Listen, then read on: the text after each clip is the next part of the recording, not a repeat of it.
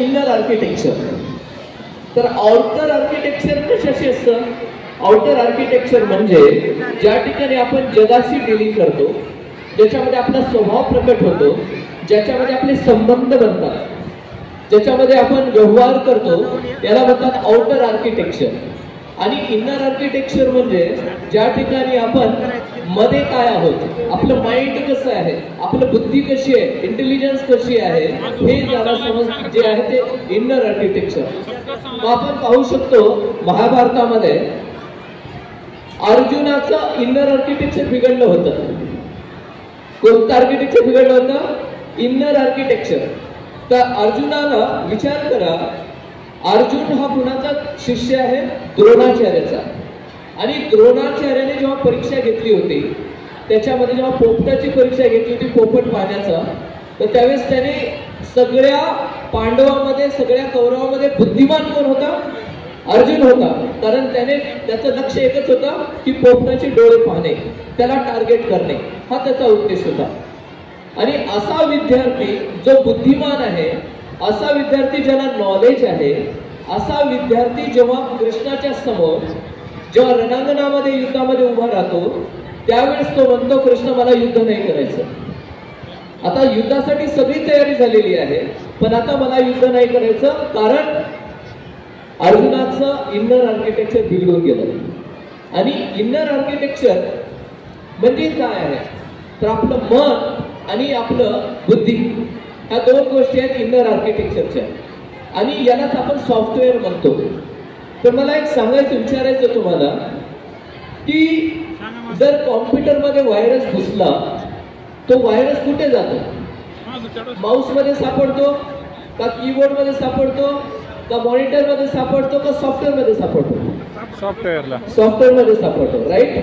Software म्हणजे आपल्या शरीरामध्ये सॉफ्टवेअर आणि हार्डवेअर काय आहे? मन आणि बुद्धी, जे दिसत नाही. कुणाला मन दिसतं का? या ठिकाणी आपण मन पाहू शकतो.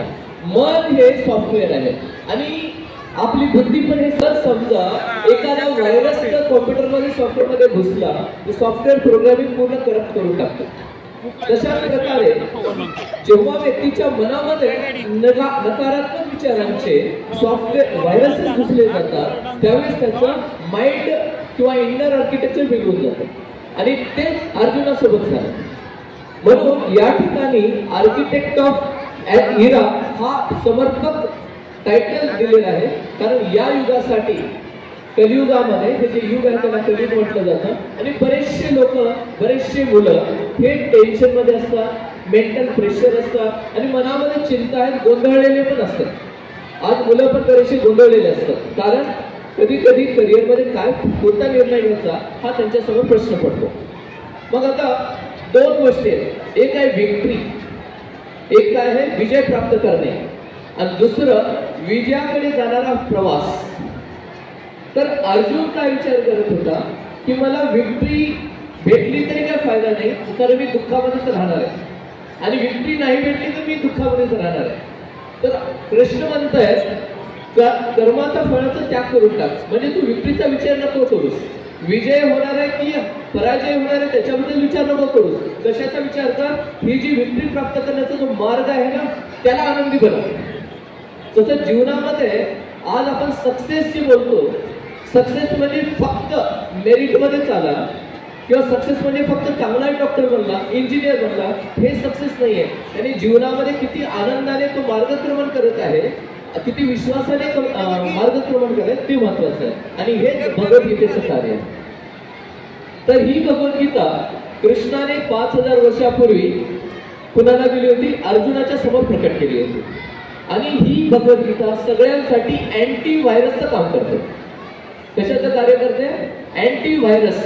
आणि हे अँटी व्हायरस जर आपण टाकलं कुणाच्या येणाऱ्या पिढींना, किंवा त्याच्याही पूर्वी जर सगळ्या पेरेंट्सनी जर आपण वाचायला चालू केलं, हे अँटी व्हायरस सगळ्यांसाठी उपयोगी आहे आणि येणारी जनरेशन परफेक्ट जनरेशन बनणार आहे.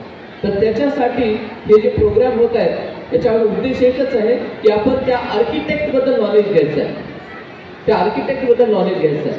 कारण कलियुगामध्ये जसं म्हटलं की गोंधळलेली स्थिती असते बऱ्याच जणांची. तर एकदा चिंटू चालला होता. चिंटू